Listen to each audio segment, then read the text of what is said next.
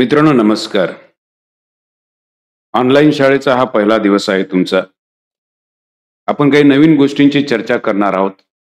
पण ही चर्चेला सुरुवात करण्यापूर्वी एक गोष्ट मात्र मी तुम्हाला सांगायला विसरणार नाही की जर तुम्ही ऑनलाईन लेक्चर्स करत असाल तर तीन गोष्टींची आपल्याकडे गरज आहे. एक म्हणजे वही, दुसरं म्हणजे पेन आणि तिसरी जी अत्यंत महत्वाची गोष्ट आहे ती म्हणजे एकांत. तुम्ही एकटा असणं खूप गरजेची गोष्ट मला वाटते की ज्यावेळा तुम्ही ऑनलाईन लेक्चर्स करत असता त्यावेळा डिस्टर्बन्स येऊ नये म्हणून एकांताची जागा शोधा, जेणेकरून तुम्हाला डिस्टर्ब होणार नाही. कारण जी लेक्चर्स आपण इथून पुढे बघत जाणार आहोत त्यासाठी गरज या गोष्टीची आहे की तुम्ही एकटा असणं. ऐकत असताना लहान लहान गोष्टी आपण बघत जाणार आहोत. क्लास जेव्हा अटेंड करत जाल तेव्हा तुम्हाला कळणार आहे की अगदी बेसिक टू ऍडव्हान्स या सगळ्या गोष्टी मित्रांनो आपण बघत जाणार आहोत. पॅटर्न मी पुन्हा एकदा तुम्हाला समजून सांगेन की एखादा घटक जेव्हा मी शिकवतो तेव्हा घटक शिकवल्यानंतर त्या घटकावर कशा पद्धतीचे प्रश्न आलेत त्याची सुद्धा आपण चर्चा करणार आहोत. म्हणजे घटक निहाय आणि प्रश्नपत्रिकेचं तुलनात्मक अभ्यास हा आपला होत जाणार आहे. मग ती परीक्षा PSI असो, STI असो, राज्यसेवा असो, IBPS, TCS pattern, banking, SSC कोणती एक्झाम असो, पण त्या प्रत्येक परीक्षेला कशा पद्धतीचे त्या घटकावर प्रश्न फ्रेम केलेले आहेत त्या संदर्भात मित्रांनो आपण चर्चा करत जाणार आहोत. त्यामुळे मी सतत सांगत असतोय की एक वही एक पेन, जे मुद्दे मी तुमच्याशी बोलत असतो ते नोट डाऊन तुम्ही सुद्धा करत जाणं ही गरजेची गोष्ट आहे. PDF तुम्हाला उपलब्ध होतीलच, पण तुम्ही त्या नोट डाऊन करणं माझ्यासाठी अत्यंत गरजेची गोष्ट आहे. राईट. म्हणजे आजचा पहिला दिवस आहे आणि असा एक चॅप्टर की जो शाळा कॉलेजमध्ये तुम्हाला अगदी लहानपणापासून, म्हणजे तुमचा अगदी 5वीचा वर्ग असेल, 6वीचा वर्ग असेल, कॉलेजला कधी गेला असाल तर या सगळ्या कालावधीमध्ये तुम्हाला हा चॅप्टर मित्रांनो 100% शिकवला जातो इंग्रजीतला, जो म्हणजे आर्टिकल्स. आर्टिकल्स विषयी सुरुवात होते साधारणतः 5वी 6वीच्या दरम्यान आपण आर्टिकल्स बघायला सुरुवात करतो आणि आर्टिकलचे प्रकार, त्याचा वापर, मग ते गुरुजींनी सांगितलेलं असतं EIOU, ॲन वापरा, ऍपलच्या पाठीमागे ॲन येतं. ह्या बारीक सारीक गोष्टींची आपण सगळी चर्चा करत असतो. पण काही मुद्दे मित्रांनो मिस आउट होताना दिसतात, काही मुद्द्यांची आपल्याकडे चर्चाच होत नाही. त्यामुळं आपण अगदी बेसिक पासून ऍडव्हान्स पर्यंत आर्टिकलच्या संदर्भात मित्रांनो चर्चेला सुरुवात करणार आहोत. ते पण परीक्षेच्या दृष्टिकोनातून आपण त्याचा विचार करत जाणार आहोत. परीक्षेला कसे प्रश्न आलेत, कशा पद्धतीनं प्रश्न फ्रेम केलेत या संदर्भात सुद्धा मित्रांनो मी चर्चेला सुरुवात करणार आहे. म्हणजे आर्टिकल्स बघत असताना बेसिक टू ऍडव्हान्स ज्या ज्या गोष्टींची आपल्याला परीक्षेसाठी गरज आहे त्या सगळ्या गोष्टी मित्रांनो आपण चर्चेच्या माध्यमातून शिकायला सुरुवात करणार आहोत. या ठिकाणी बघा, मी काही मुद्दे तुम्हाला देईन की त्या मुद्द्यांवर पहिल्यांदा आपण बोलू. मुद्दा माझ्यासमोर काय आहे बघा, की आर्टिकलचा वापर कशाच्या पूर्वी केला जातो. कधी विचार केलाय का मित्रांनो या गोष्टीचा की आर्टिकल्स कशाच्या पाठीमागं वापरली जातात. म्हणजे मी तुम्हाला समजा असं म्हणालो की वर्बच्या पाठीमागं आर्टिकल वापरलं जातं का, ऍडजेक्टिव्हच्या पाठीमागं आर्टिकल वापरलं जातं का. ऍडजेक्टिव्ह म्हणजे विशेषण. ओके, विशेषणाच्या पाठीमागं आर्टिकल ऍडजेक्टिव्ह आर्टिकल वापरलं जातं का. म्हणजे वर्बच्या पाठीमागं, ऍडजेक्टिव्हच्या पाठीमागं का नाऊनच्या पाठीमागं आर्टिकल वापरलं जावं. आर्टिकलचा वापर कशाच्या पूर्वी केला जातो, सगळ्यात महत्वाची गोष्ट मित्रांनो. हा बेसिक मुद्दा आहे. आर्टिकल्स हे कायम कशाच्या पाठीमागं वापरलं जातं असं जर तुम्हाला कोणी विचारलं किंवा हा बेस जर तुमचा पक्का पाहिजे असेल तर मित्रांनो आर्टिकल्स हे वापरलं जातं नामाच्या पूर्वी वापरलं जातं. ही कायम गोष्ट लक्षात ठेवा. तुम्हाला शाळा कॉलेजमध्ये शिकवलेलं बघा, ते असं शिकवलंय अ बॉय. कशाच्या पाठीमागं आर्टिकल आलेला आहे, ते म्हणजे नामाच्या पाठीमागं. म्हणजे एक गोष्ट लक्षात घ्या, बेसिक मुद्दा तुमच्या लक्षात यायला पाहिजे की आर्टिकल्स ही कशाच्या पूर्वी वापरली जातात, नामाच्या पूर्वी. राईट. मी म्हणालो द डोअर, मी म्हणालो द डोअर. ओके, हे तुम्हाला दिसतं की नाम, door is a noun, boy is a noun, आणि या नामाच्याच पाठीमागं मित्रांनो आर्टिकलचा वापर केला जातो. कधी असं झालंय का की असं कधी होणार नाही की a talk. Okay, a talk असं होणार नाही, कारण टॉक हे वर्ब आहे. एक गोष्ट लक्षात घ्या. किंवा असं कधी झालंय का अ सीट. अ सीट मित्रांनो असं कधीच होणार नाही, कारण हे सीट हे वर्ब आहे. वर्बच्या पाठीमागं तुम्हाला आर्टिकल येताना मित्रांनो दिसणार नाही. पण नामाच्या पाठीमाग आर्टिकलचा वापर केला जातो, हे सगळ्यात महत्वाची गोष्ट. नामासाठी वापरलं जातं, नामाच्या पाठीमाग त्याचा वापर होतो. दुसरी एक महत्वाची गोष्ट म्हणजे मुद्दा कसा चर्चेला येतो बघा. समजा मी असं म्हणालो की ब्युटिफुल गर्ल, काय म्हणालो मी, ब्युटिफुल गर्ल. ओके, आता याच्या ठिकाणी तुम्हाला आर्टिकल वापरायचं आहे, तुम्ही अ वापरता, अ ब्युटिफुल गर्ल. मित्रांनो, हे अ जे आलेलं आहे ह्या ब्युटिफुलच्या, म्हणून लक्षात घ्या की आर्टिकलचा वापर कशाच्या पूर्वी केला जातो, नामाच्या पूर्वी. बेसिक इन्फॉर्मेशन म्हणालो मी, काय म्हणालो बघा, आर्टिकलचे basic information, articles basic information आपण शिकायला लागलो. ही माहिती असणं खूप गरजेची गोष्ट आहे, कारण आर्टिकल चॅप्टरवर मित्रांनो PSI, STI, राज्यसेवा, अगदी नॅशनल लेवलची एक्झाम असेल, SSC ची एक्झाम असेल, बँकिंग असेल, प्रत्येक परीक्षेला मित्रांनो TCS IBPS पॅटर्न असेल ते सुद्धा प्रश्न आपण बघणार आहोत. TCS IBPS पॅटर्न खाली आलेले सुद्धा सगळे प्रश्न आपण पुढच्या टप्प्यावर चर्चेला घेत जाणार आहोत.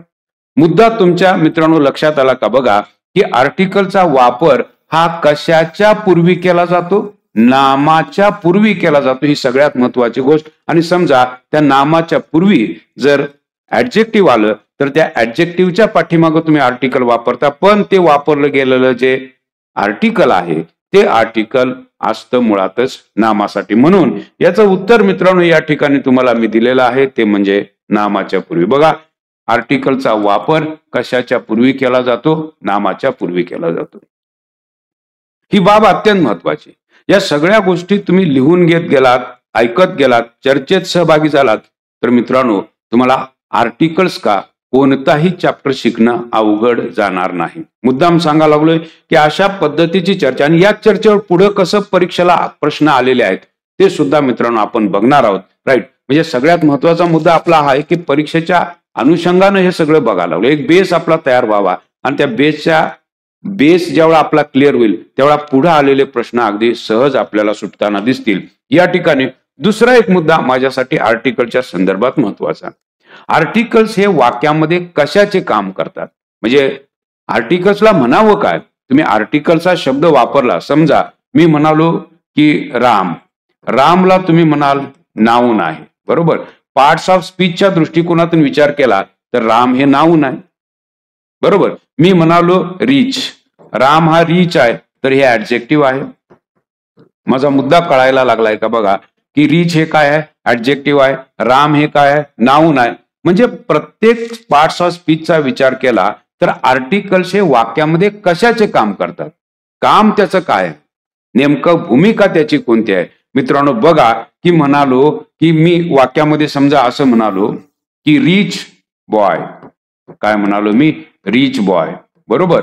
आणि बॉयच्या पाठीमाग हे आल्यामुळं ओके हे ऍडजेक्टिव्ह आहे, सांगायची गरज नाही, बरोबर, की हे ऍडजेक्टिव्ह म्हणजे विशेषण आहे, बॉयच्या पाठीमाग आलेला आहे. मी म्हणालो अ बॉय, ओके, हे कशाच्या पाठीमाग आलं सांगा, बॉयच्या पाठीमाग आलेला आहे. मित्रांनो हे सुद्धा कुणाचं काम करतं, ऍडजेक्टिव्हचं काम करतं.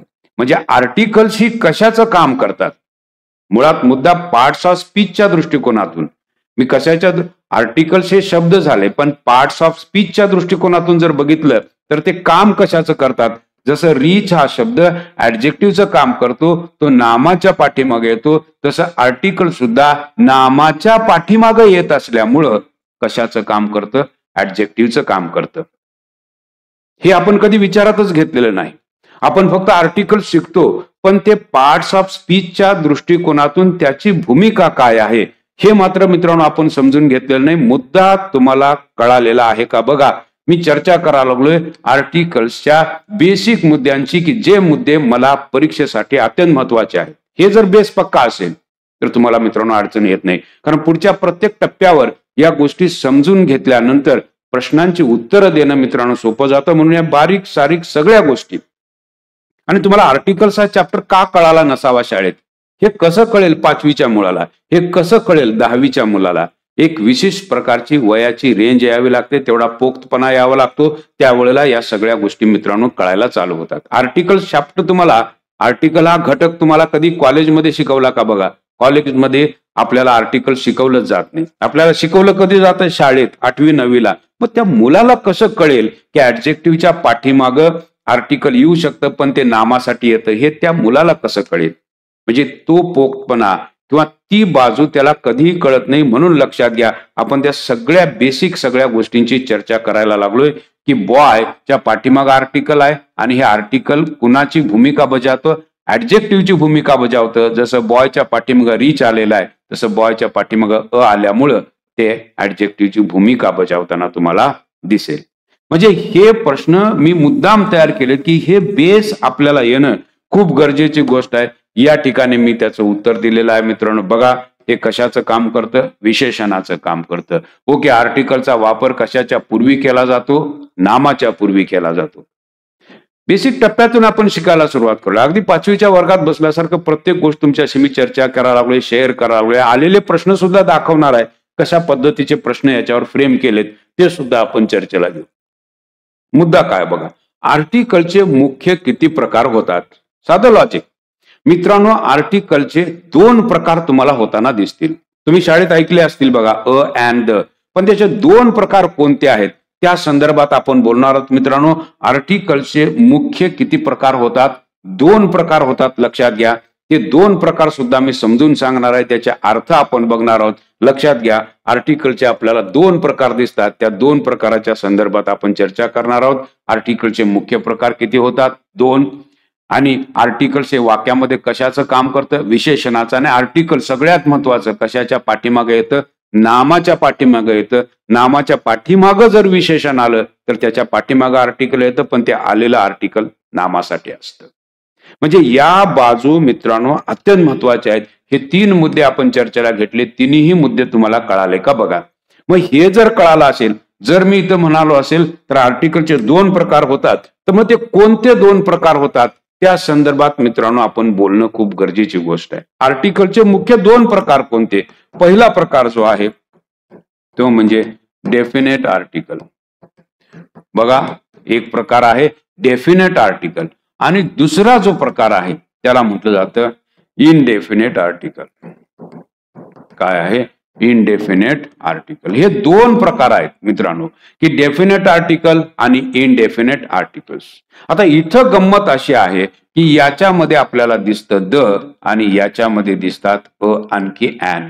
2 आर्टिकल्स आपल्याला दिसतात जी इनडेफिनेट आर्टिकल्स आहेत. मुद्दा मित्रांनो पुन्हा एकदा लक्षात घ्या, या ठिकाणी आपल्याला ही बाजू कळणं खूप गरजेची गोष्ट आहे की 2 आर्टिकलचे प्रकार डेफिनेट आणि इनडेफिनेट असे ते प्रकार होतात. ह्या 2 आर्टिकलच्या प्रकाराच्या वापराच्या संदर्भात आपल्याला माहिती असणं खूप गरजेची गोष्ट आहे. मूळ मुद्दा कुठे येतो की जर मला द चा अर्थ माहिती असेल, ॲन चा अर्थ माहिती असेल तर त्याचा वापर करणं मित्रांनो सोपं जातं. जसं मी म्हणालो की बॉय या शब्दाचा अर्थ तुम्हाला माहिती आहे. काय बॉय या शब्दाचा अर्थ काय आहे? मुलगा. पण मी जर असं म्हणालो द या शब्दाचा अर्थ काय, तर बऱ्याच विद्यार्थ्यांना 90% विद्यार्थ्यांना द या शब्दाचा अर्थच माहित नाही. किंवा ॲनचा अर्थ काय? किंवा ॲनचा मी विचारला अर्थ, तर किंवा ॲनचा सुद्धा अर्थ विद्यार्थ्यांना माहिती नसतो. किंवा ॲन याचा अर्थ काय? प्रत्येक शब्दाला अर्थ असायला हवा. जर द हा शब्द असेल तर त्याचा काहीतरी अर्थ असेल, किंवा ॲन असेल तर त्याचा काहीतरी अर्थ असेल. बघा मित्रांनो, द चा अर्थ आहे, हा शब्द घेतलेला आहे दॅट या शब्दापासून. कशापासून घेतलेला आहे? दॅट. आणि दॅट हा शब्द डेफिनेट माहिती सांगतो. That boy, that girl, that door, that camera. म्हणजे एक गोष्ट लक्षात घ्या की द हा शब्द दॅट या शब्दापासून घेतलेला आहे. लक्षात ठेवा, तो, ती, ते असा त्याचा अर्थ होतो. आणि किंवा ॲनचा मित्रांनो अर्थ होतो वन. म्हणजे ही बाब मित्रांनो विसरू नका की द चा अर्थ काय होतो? दॅट. ते पॉइंट करतं, एखाद्या गोष्टीकडे ते दाखवतं, म्हणून तरी त्याला डेफिनेट आर्टिकल म्हटलेलं आहे. आणि इनडेफिनेट आर्टिकल्स मध्ये तुम्हाला 2 आर्टिकल्स दिसतील, आणखी ॲन, आणि त्याचा अर्थ आहे मित्रांनो वन. वन किंवा त्याचा अर्थ इच सुद्धा घेऊ शकता. म्हणजे हे झाले डेफिनेट आणि इनडेफिनेट आर्टिकल्स, हे 2 प्रकार. आणि त्याच्या अर्थाच्या संदर्भात मित्रांनो आपण बोललो. वापराच्या संदर्भात काय होऊ शकतं त्या संदर्भात मित्रांनो आपल्याला बोलावं लागेल. मग इथं मी म्हटलेलं आहे बघा, हे तुम्हाला दिलेलं आहे या ठिकाणी. डेफिनेट आर्टिकल आणखी इनडेफिनेट आर्टिकल्स या ठिकाणी म्हटले द, या ठिकाणी म्हटले अ आणखी ॲन. म्हणजे आज मुद्दा काय क्लिअर झाला. आजच्या सेशन मध्ये आपण काय शिकलो तर आपल्याला आर्टिकलचे प्रकार कळाले, आर्टिकलचा वापर कशाच्या पूर्वी केला जातो ते कळालं. ओके, द चा अर्थ कळाला. द हा शब्द कुणाकडून आणलेला आहे, दॅट या शब्दाकडून घेतलेला आहे. म्हणजे त्या ठिकाणी दॅट बसेल त्या ठिकाणी तुम्ही द वापरू शकता. कसं बसतं, कसं बसवावं या संदर्भातले नियम मी नंतर सांगेन. पण मुद्दा बेसिक आपण चर्चेला घ्यायला लागलोय की प्रत्येक शब्दाला जो अर्थ असतो तो अर्थ कळाला तर बाकीच्या गोष्टी आपल्याला कळणं काय जाणार आहे, सोपं जाणार आहे. अ किंवा ॲन, अ किंवा ॲनचा अर्थ मी सांगितला. अ किंवा ॲनचा अर्थ आहे वन असा त्याचा अर्थ होतो. कशा पद्धतीने ते वापरात येतं त्या संदर्भात मित्रांनो आपण चर्चेला सुरुवात करू शकतो की या ठिकाणी दोन प्रकारचे आपल्याला काय सापडले, आर्टिकल्स. मग आता मुद्दे जसे पुढे सरकत जातात त्यावेळेला हा मुद्दा अत्यंत महत्वाचा. मुद्दा काय बघा, अ ॲनचा वापर सिंग्युलर की प्लुरल नामांसाठी केला जातो. माझा प्रश्न बघा काय कळालाय. बेसिक मुद्द्यांचे मित्रांनो आपण चर्चा करायला लागलोय. अ किंवा ॲनचा वापर सिंग्युलर की प्लुरल नामांसाठी केला जातो. तुम्ही काय सांगाल, अ किंवा ॲनचा वापर हा सिंग्युलर नामासाठी करावा का प्लुरल नामासाठी? मित्रांनो कायम लक्षात ठेवा, अ किंवा ॲनचा वापर फक्त आणि फक्त सिंग्युलर नामांसाठी केला जातो. तुम्हाला असं कधीही दिसणार नाही अ बॉईज, हे रॉंग आहे. अ बॉईज इज ऍब्सोल्युटली रॉंग. तुम्हाला असं कधीही दिसणार नाही ॲन ऍपल्स. बघा मी काय म्हणायला लागलोय, ॲन ऍपल्स म्हणालोय हे चुकीचं आहे कारण हे प्लुरल आहे, याच्या पाठीमागे ॲन येणार नाही आहे. मुद्दा तुमच्या लक्षात आलाय का? बघा शाळेत हेच शिकवलं जातं ॲन ऍपल, ॲन ऍपल, आणि हे यस दिल्यानंतर मात्र ॲन लागत नाही. ही गोष्ट लक्षात घ्या. का? कारण अ किंवा ॲनचा वापर फक्त कुणासाठी केला जातो, सिंग्युलर नामांसाठी. तुम्हाला असं कधीही म्हणता येणार नाही a birds, you are wrong. Birds म्हणजे पक्षी, अ बर्ड्स कधीही म्हणू नये. अ बर्ड होऊ शकतं. काय होऊ शकतं? A bird. You are correct. बर्डच्या पाठीमाग अ येईल कारण हे सिंग्युलर नाउन आहे. ओके, सिंग्युलर नामाच्या पाठीमाग तुम्ही काय वापरू शकता, अ किंवा ॲन वापरू शकता. बेसिक मुद्द्यांची मित्रांनो चर्चा करालोय. हे बेसिक मुद्दे आपण विचारात घेतले पाहिजेत कारण हे कधी काळी शिकवलेत शाळेत असताना जे आपल्याला आज आठवत सुद्धा नाहीत. म्हणून या सगळ्या बेसिक बाजूंची मित्रांनो मी चर्चा करायला लागलोय की अ किंवा ॲनचा वापर फक्त कुणासाठी केला जातो, सिंग्युलर नामांसाठी केला जातो. सिंग्युलर नामांच्या पाठीमागच ते वापरलं जातं. असं कधीही होणार नाही मित्रांनो, पेन्सच्या पाठीमाग तुम्हाला अ दिसणार नाही. पेनच्या पाठीमाग काय दिसणार नाही, अ पेन्स इज रॉंग. तुम्ही असं म्हणू शकता, एक पेन असेल तर तुम्ही अ म्हणू शकता, पण पेनच्या पाठीमाग प्लुरल असल्यामुळं अ येणार नाही. म्हणजे लक्षात घ्या, अ किंवा ॲनचा वापर कुणासाठी केला जावा, सिंग्युलर नामांसाठी. म्हणजे ही बाजू अत्यंत महत्वाची आहे मित्रांनो, हे कळावं लागेल. म्हणून मग या ठिकाणी मी म्हटलेलं आहे अ किंवा ॲनचा वापर कशासाठी केला जातो या संदर्भात मी म्हटलेलं आहे. बघा या ठिकाणी तुम्हाला दिलेलं आहे कशासाठी, सिंग्युलर नामांसाठी केला जातो. सगळे मुद्दे तुम्ही लिहून घेऊ शकता. म्हणून मी म्हटलं होतं मगाशी की तुम्ही जेव्हा असे सेशन इंग्रजीचे माझ्यासोबत अटेंड करत असता तेव्हा तीन गोष्टींची गरज आहे. एक म्हणजे वही, पेन आणि एकांत. जर तुम्ही या सगळ्या गोष्टी व्यवस्थित अशा ऐकत गेलात, मला नाही वाटत की तुम्हाला कोणती अडचण येईल. आणि परीक्षेला आलेले प्रश्न तर मी तुम्हाला दाखवणार आहे. लक्षात घ्या, या बेसिक गोष्टी मित्रांनो कायम लक्षात घ्या, तुम्हाला कुठेही अडचण येणार नाही. मग या ठिकाणी मी त्याचे उदाहरणं दिले. ते बघा, तुम्हाला बॉयच्या पाठीमाग अ वापरता येईल, रोडच्या पाठीमाग अ येऊ शकतं, टेबल. बॉईजच्या पाठीमाग मात्र अ बॉईज किंवा ॲन बॉईज कधी होणार नाही. मी काय सांगितलं, अ बॉईज कधी होणार नाही. ओके, मोबाईलच्या पाठीमाग अ मोबाईल्स कधी होणार नाही. लक्षात घ्या. ओके, टीमच्या पाठीमाग अ टीम्स कधीही होणार नाही कारण प्लुरल आहे, प्लुरल आहे, plural. Boys is a plural, mobiles is a plural, teams is a plural. Okay, apples. बघा ऍपलच्या पाठीमाग मात्र तुम्ही ॲन वापरू शकता, याचं कारण हे सिंग्युलर दिलेलं आहे. म्हणजे एक गोष्ट तुमच्या लक्षात आले का? बघा मुद्दे सगळे आपण ते शाळेतले विसरलेले मुद्दे पुन्हा एकदा आपण चर्चेला घ्यायला लागलोय, पुन्हा एकदा बघायला लागलोय मित्रांनो की कशा पद्धतीने हे रिवाइज करता येईल. अ किंवा ॲनचा वापर कशासाठी केला जावा मित्रांनो, सिंग्युलर नामांसाठीच फक्त त्याचा वापर केला जावा. मुद्दा क्लिअर झाला असावा. या ठिकाणी मी उदाहरणं दिलेले आहेत. या ठिकाणी येणार नाही, येणार नाही, या ठिकाणी ॲन येईल, कारण हे apple is in singular form. Right. म्हणजे अशा पद्धतीनं ज्यावेळा आपण बघत जाऊ त्यावेळा मी म्हणेन खऱ्या अर्थानं आपल्याला कळायला चालू होईल.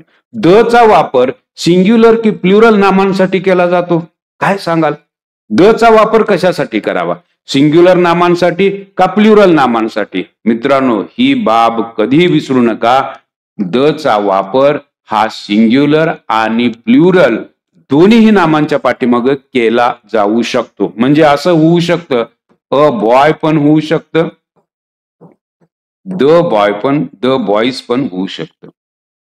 इथं बघा मी काय म्हटलं, या ठिकाणी द बॉय पण होऊ शकतं किंवा द बॉईज पण होऊ शकतं. द च्या वापराच्या संदर्भात मी बोलतोय.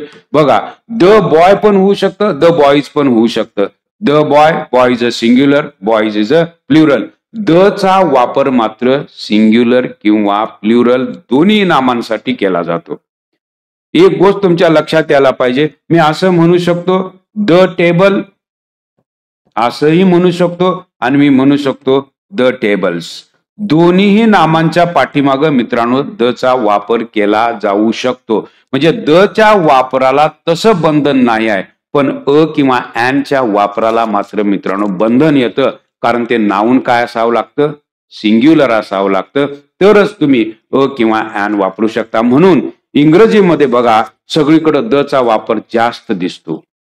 कोणतंही इंग्रजीचं पान तुम्ही वाचायला घेतलात आणि त्याच्यामध्ये अ, ॲन आणि द ची संख्या मोजली तर तुमच्या लक्षात येईल मित्रांनो की द ची संख्या जास्त आहे. कारण द च्या वापराला बंधनं नाही आहेत. द चा वापर सिंग्युलर नामाच्याही पाठीमागे केला जाऊ शकतो आणि प्लुरल नामाच्या पाठीमागे सुद्धा द वापरलं जाऊ शकतं.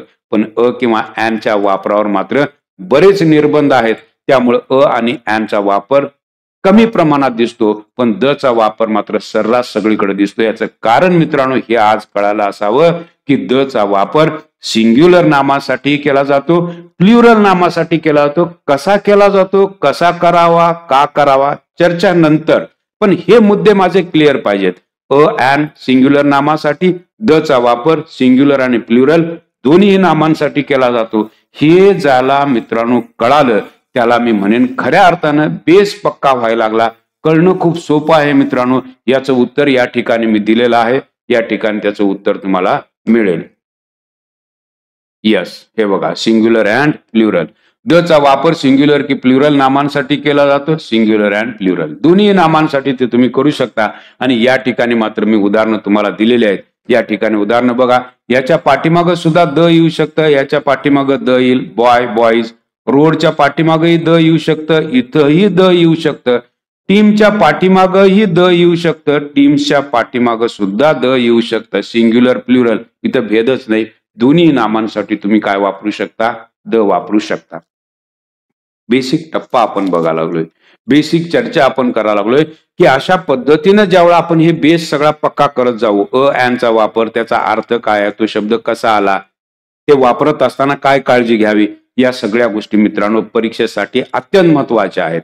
बऱ्याच वेळेला या ठिकाणी अ बॉईज देतात, त्यावेळेला आपल्याला कळालं पाहिजे की ते काय आहे, चुकीचं आहे हे आपल्याला कळालं पाहिजे. यस.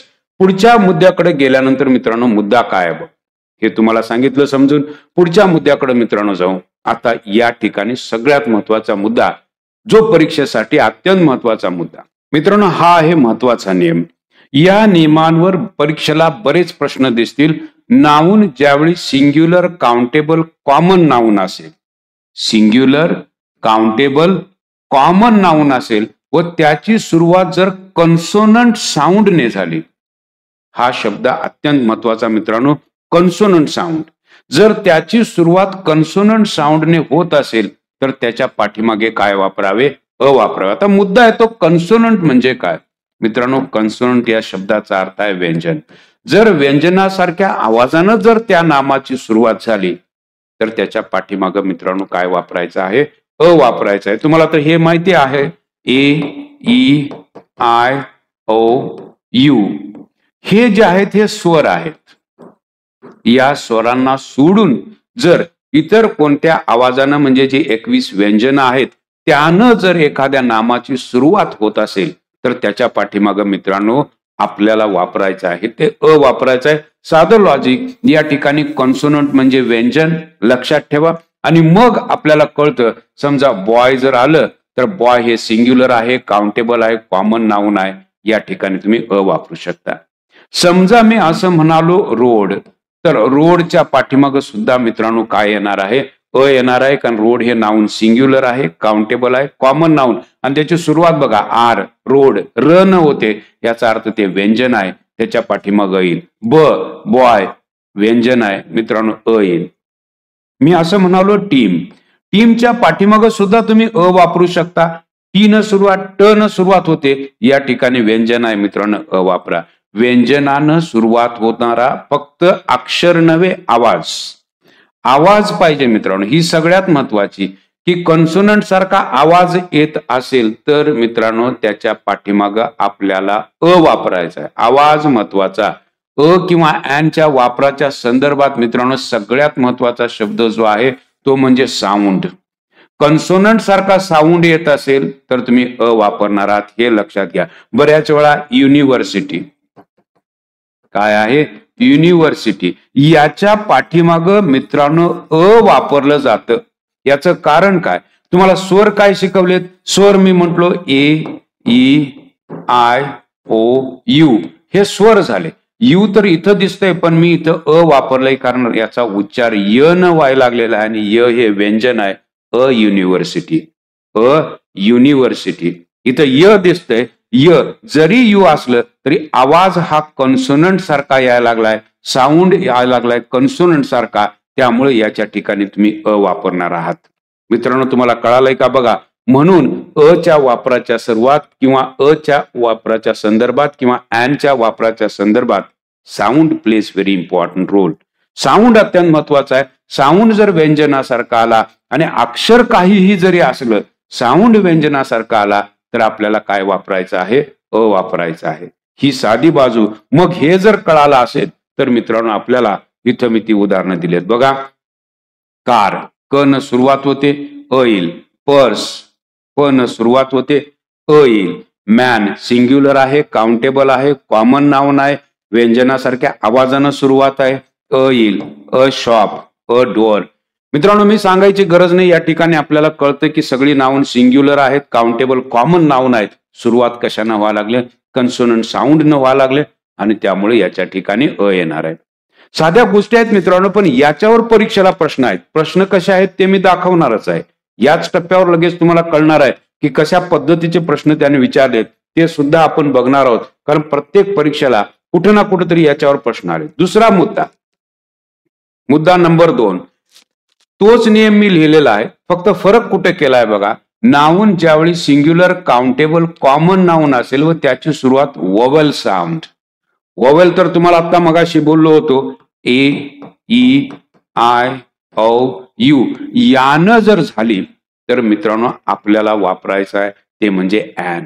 काय वापरायचं आहे, ॲन वापरायचं आहे. लक्षात ठेवा, जर त्या नामाची सुरुवात वोवेल साऊंड न होत असेल आणि जर ते noun singular, countable, common noun असेल तर मित्रांनो आपल्याला काय वापरायचं आहे, ॲन. म्हणजे उदाहरणादाखल तुम्हाला शाळेत शिकवलंय बघा, ऍपल, याच्या पाठीमागं काय येणार आहे, an apple.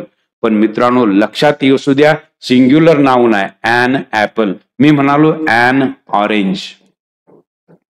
Okay, an orange, an apple. उच्चार बघा, उच्चार बघा, इथं या ठिकाणी स्वरासारखा उच्चार होतोय. मी याच्या पाठीमागे ॲन वापरणार आहे. म्हणजे एक गोष्ट लक्षात घ्या, अ किंवा ॲनच्या वापराच्या संदर्भात महत्वाचं काय आहे, साऊंड. वोवेल सारखा साऊंड येत असेल त्या नामाच्या सुरुवातीचा उच्चार 100% ॲन वापरा. जर त्याची सुरुवात जर कन्सोनंट साऊंड न होत असेल, साऊंड न होत असेल तर 100% तुम्ही अ वापरा.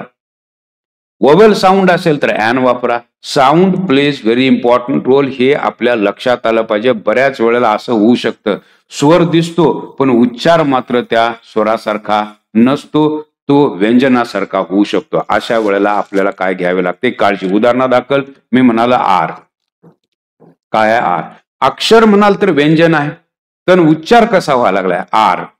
काय सांगा, आर. याचा उच्चार होतो मित्रांनो आर. आता आ हा शब्द स्वर आहे, म्हणून याच्या पाठीमागे ॲन येणार.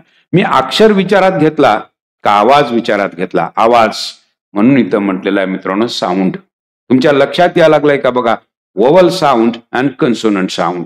Sound plays very important role. A किंवा ॲनच्या बाबतीत साऊंड महत्वाचा आहे, अक्षर महत्वाचं नाही. पुन्हा पुन्हा सांगा लागलोय की इथं उच्चार कशासारखा व्हावा लागलाय, स्वरासारखा व्हावा लागलाय. उच्चार मी म्हणालो, अक्षर म्हणाल तर अक्षर व्यंजन आहे, यच हे काय व्यंजन आहे, पण उच्चार स्वरासारखा व्हावा लागला.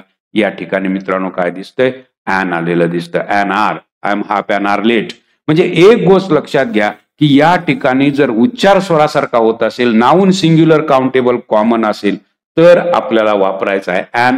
म्हणून या ठिकाणी उदाहरण आहेत मित्रांनो, an orange, an egg, an apple, an R.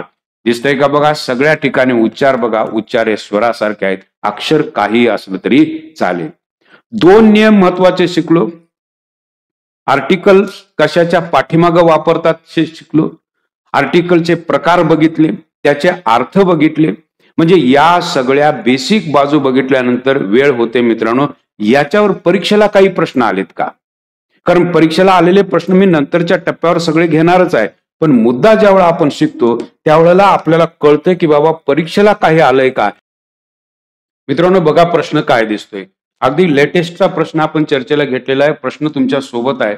TCS वनरक्षक 2023चा प्रश्न, आत्ताची झालेली एक्झाम, त्यामध्ये TCS पॅटर्न वरती आत्ता जे आपण शिकलो त्या संदर्भातला मित्रांनो हा प्रश्न आहे. तुमच्या प्रश्न लगेच लक्षात येईल. काय म्हटलंय बघा, select the most appropriate option to fill in the blank if no word is needed in the blank select no word. म्हणजे या ठिकाणी नो वर्ड दिलेला आहे, ॲन दिलेला आहे, अ दिलेला आहे आणि डी चा ऑप्शन दिलेला आहे तो म्हणजे द. मित्रांनो खूप सोपे प्रश्न असतात, म्हणजे कंटेंट ओरिएंटेड आपण शिकायला चालू केलेलं आहे. ज्या वेळेला मी तुम्हाला घटक शिकवतोय तर त्याच्यानंतर तुम्हाला आलेले लगेच मी तुम्हाला ते प्रश्न दाखवायला लागलेलो आहे. बघा कशा पद्धतीने इथं तुम्ही या प्रश्नाकडे बघू शकता. लेटेस्ट प्रश्न आहे. या ठिकाणी तुम्हाला गाळलेली जागा भरायची आहे. एक्सरे डन, एक्सरे, एक्स ए न सुरुवात होते मित्रांनो, हे ओवेल आहे आणि ज्यावेळेला ओवेल साऊंड असतो त्यावेळेला आपल्याला काय वापरायचं आहे, ॲन वापरायचं आहे. म्हणजे अशा पद्धतीचे प्रश्न, एखाद्या नामाची सुरुवात ज्यावेळेला ओव्हल साऊंड न होते त्यावेळेला त्याच्या पाठीमागे ॲन वापरायचा आहे. हा प्रश्न होता TCS वनरक्षक 2023 करता. म्हणजे एक गोष्ट लक्षात घ्या की घटक शिकत असताना आपण ज्यावेळेला चर्चेला सुरुवात करतो त्यावेळेला चर्चेतून परीक्षेला कसे प्रश्न आलेत हे कळणं खूप गरजेची गोष्ट. या ठिकाणी मित्रांनो मी तसंच म्हटलेलं आहे. बघा या ठिकाणी TCS वनरक्षक 2023चाच प्रश्न पुन्हा एकदा मी चर्चेला घेतलेला आहे. तशाच पद्धतीचा प्रश्न, select the most appropriate option to fill in the blanks if no word is needed in the blank select no word. दोन ठिकाणी मित्रांनो तुम्हाला आर्टिकल्स भरायचे आहेत. कॉमन प्रश्न आहे बघा, या ठिकाणी तुम्हाला आर्टिकल भरायचा आहे. या ठिकाणी म्हटलंय चिल्ड्रन, या ठिकाणी म्हटलंय रिव्हर. आता चिल्ड्रन हा जो शब्द आहे, कोणता शब्द आहे, चिल्ड्रन हा शब्द. तर चिल्ड्रन हा शब्द मित्रांनो सिंग्युलर का प्लुरल? चाइल्ड हे सिंग्युलर आहे आणि चिल्ड्रन हे प्लुरल आहे. ज्या अर्थी हा शब्द प्लुरल आहे त्या अर्थी एकच ऑप्शन येतो, तो म्हणजे त्या ठिकाणी द वापरायला पाहिजे. म्हणून मगाशी मी नियम तुम्हाला शिकवला होता की द चा वापर हा सिंग्युलर किंवा प्लुरल नामांसाठी केला जातो. आणखी ॲन चा वापर फक्त आणि फक्त सिंग्युलर नामांसाठी केला जातो. चिल्ड्रन हे प्लुरल आहे म्हणजे पहिल्या ठिकाणी द पाहिजे, तर हे दोन्ही पर्याय तुमचे निघून गेले. इथं तुम्हाला कळतंय का बघा, राईट. हे दोन पर्याय मी काढून टाकले. किती सोपा प्रश्न आहे बघा. या ठिकाणी रिव्हर म्हटलंय, रिव्हर र न उच्चार व्हावा लागलाय. रिव्हर र हे वोवेल साऊंड आहे का कन्सोनंट आहे? मित्रांनो हे आहे कन्सोनंट, आणि कन्सोनंट असल्यामुळं सिंग्युलर काउंटेबल कॉमन नाउन असल्यामुळं आपल्याला या ठिकाणी ॲन वापरता येईल का? या ठिकाणी ॲन वापरता येणार नाही. याचं कारण हा काय वोवेल साऊंड नाही, हा कन्सोनंट साऊंड आहे. त्यामुळे ॲनचा पर्याय आपला निघून गेला. दोन्ही ठिकाणी उत्तर मित्रांनो आलं द आणखी द. अशा पद्धतीचे प्रश्न मित्रांनो आपण बघायला चालू करणं खूप गरजेची गोष्ट आहे. रिसेंटचे आलेले प्रश्न कशा पद्धतीने सोडवता येतील या सगळ्या गोष्टींची चर्चा आपण या कोर्सच्या माध्यमातून करत जाणार आहोत. अगदी लेटेस्टचे प्रश्न सुद्धा आपण चर्चेला घेणार आहोत. आपल्याला इथं दिसतं परीक्षेला आलेला प्रश्न बघा. म्हणजे जे जे मुद्दे आपण शिकत जातोय त्या संदर्भात आपण बोलायला सुरुवात केली. टॅक्स असिस्टंट मेन्स 2017चा प्रश्न, जे आत्ताचे मुद्दे मी बोललो त्याच्यावर परीक्षेला आलेला प्रश्न. बघा या ठिकाणी म्हटलंय he was dash honest man. Honest आलंय का हो? ऑनेस्ट मॅन आलंय का? नाउन सिंग्युलर आहे या ठिकाणी. ऑनेस्ट सारखा उच्चार. ओके, हे व्यंजन आहे का स्वर आहे? स्वर आहे, म्हणजे पहिल्या ठिकाणी ऍन यायला पाहिजे. हे तर मला कळालं, म्हणजे नियम आपला लागू झाला. उच्चार स्वरासारखा आहे या ठिकाणी ऍन यायला पाहिजे. He was an honest man but dash people. People हा शब्द घ्या. पीपल हा शब्द सिंग्युलर का प्ल्युरल? तर प्ल्युरल आहे. प्ल्युरल असेल तर अ किंवा ऍन वापरायचंच नाही आहे, द वापरायचं आहे, म्हणजे जे आपण शिकलो ते उपयोगाला आलं.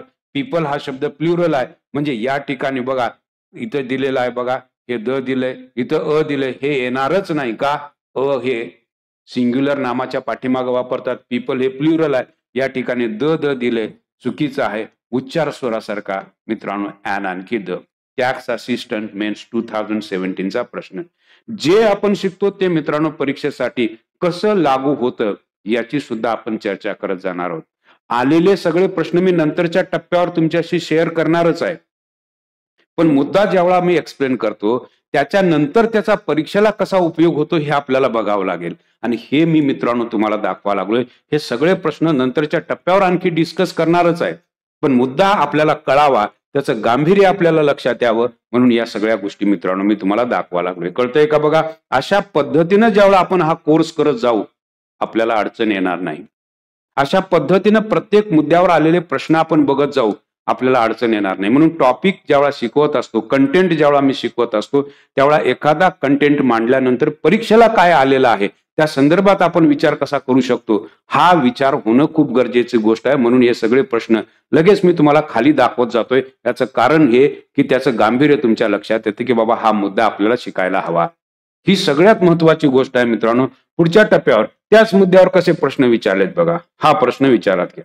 तर हा प्रश्न विचारात घेतला तर बघा, I hope to go to dash university. मगाशीच बोललो होतो बघा, युनिव्हर्सिटीच्या पाठीमागं अ यायला पाहिजे, कारण इथं उच्चार कशासारखा व्हावा लागलाय? य सारखा व्हावा लागलाय. एएसओ मेन्स 2016चा प्रश्न आहे, 2016चा प्रश्न. मित्रांनो काय उत्तर द्याल? ऍन तर येणारच नाही, 100% येणार नाही, उच्चारच नाही या स्वरासारखा. ओके, बोललो होतो अ यायला पाहिजे. या ठिकाणी मित्रांनो तुमचं उत्तर येणार आहे ते म्हणजे 2 number.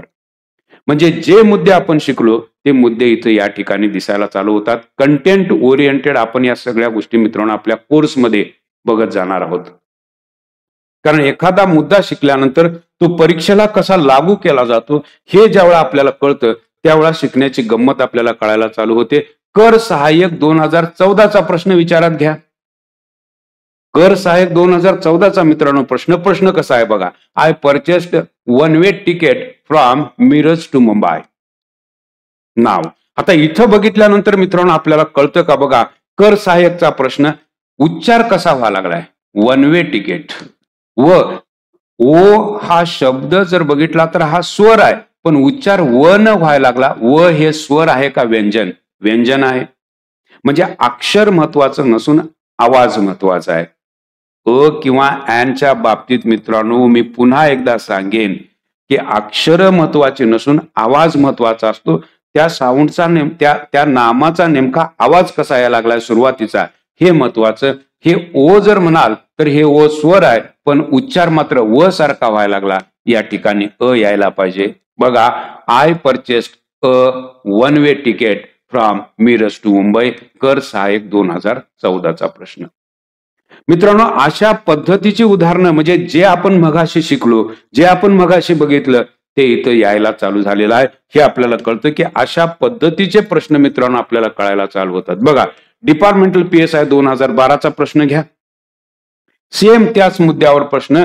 There is dash early bus service to my native place. Early.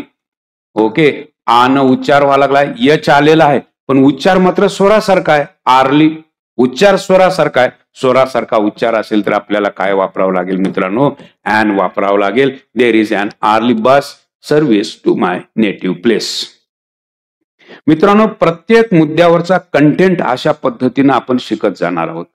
Content बघितल्यानंतर त्याचे परीक्षा सगळे प्रश्न मित्रांनो आपण बघत जाणार आहोत. तलाठ्याला आलेले प्रश्न कसे असतात, वनरक्षकला आलेले प्रश्न कसे असतात, DVDTला आलेले प्रश्न कसे असतात, सगळ्या गोष्टींची चर्चा मित्रांनो आपण करत जाणार आहोत. या सगळ्या संदर्भातल्या प्रश्नांची चर्चा पुढच्या एपिसोडमध्ये तुम्हाला होताना दिसेल. त्याची तुम्हाला PYQ दिसेल. जवळजवळ 200 प्रश्नांची चर्चा मित्रांनो आर्टिकल्सवरच्या आपण करणार आहोत. त्याच्यामध्ये राज्यसेवेपासून सगळे प्रश्न आपल्याला बघायला मिळतील. ही सगळी चर्चा आपण करणार आहोत. पण मुद्दा आता मांडलेला असल्यामुळं त्या मुद्द्यावर कसे प्रश्न आले त्यासाठी मी अगदी थोडक्यात उदाहरण घ्यायला लागलोय, जेणेकरून त्या मुद्द्याचं गांभीर्य तुम्हाला कळावं. या ठिकाणी म्हटले select the most appropriate option to fill in the blank TCS वनरक्षक 2023. You will have to wait for sunset dash hour to see it. आता मित्रांनो उच्चार जर बघितला, बोललो होतो तुम्हाला याचा उच्चार होतो आर. याचा उच्चार काय होतो आर. आणि ते कॉन्सोनंट आहे का वोवेल? वोवेल साऊंड आहे मित्रांनो. या ठिकाणी आपल्याला यायला काय हवं सांगा? ॲन यायला हवं. अशा पद्धतीचे प्रश्न मित्रांनो, म्हणजे आपण जो घटक शिकलो त्या घटकावरचा हा मित्रांनो आलेला प्रश्न सध्याच्या परीक्षेला TCS वनरक्षकला आलेला प्रश्न. एवढंच नव्हे तर या ठिकाणी मित्रांनो तुम्हाला असं दिसतं की या ठिकाणी कंबाईन 2019 ला आलेला प्रश्न, कंबाईन 2019 करता मित्रांनो आलेला प्रश्न आहे. प्रश्न कसा विचारलाय बघा, प्रश्नाचं स्वरूप बघा. Fill in the blanks with a or an. A किंवा ॲन वापरायचं आहे. आता ह्या शब्दाचे उच्चार आपल्याला माहिती पाहिजेत. या ठिकाणी बघा याच्या पाठीमागे युनिव्हर्सल, या ठिकाणी य आलं म्हणजे या ठिकाणी अ असायला हवं. युनिव्हर्सल य आलं. ओके. हा कॉन्सोनंट साऊंड आहे का वोवेल? कॉन्सोनंट साऊंड अ पाहिजे, अ आलं. इथं बघा युकॅलिप्टस, इथं उच्चार कसा होतोय? युकॅलिप्टस. परत अ पाहिजे कारण युकॅलिप्टस ट्री. निलगिरीच्या झाडाला म्हटलं तर युकॅलिप्टस हा शब्द बायोलॉजिकल आपल्याला माहिती पाहिजे. युकॅलिप्टस ट्री यू न सुरुवात, परत अ आलं. 2019चा प्रश्न मित्रांनो लेटेस्ट म्हणून सांगायला लागलोय की आपण या सगळ्या गोष्टींची चर्चा करायला लागलोय. युनेस्को, परत बघा यू न सुरुवात झाली. हे ओवल आहे का कॉन्सोनंट? कॉन्सोनंट आहे. परत अ पाहिजे म्हणजे आपल्याला मित्रांनो कळालो तिन्ही ठिकाणी इथं सुरुवात होताना कॉन्सोनंट न होते म्हणजे तिन्ही ठिकाणी अ पाहिजे. 2 नंबरचा पर्याय बरोबर. अशा पद्धतीचे प्रश्न मित्रांनो विचारले जातात.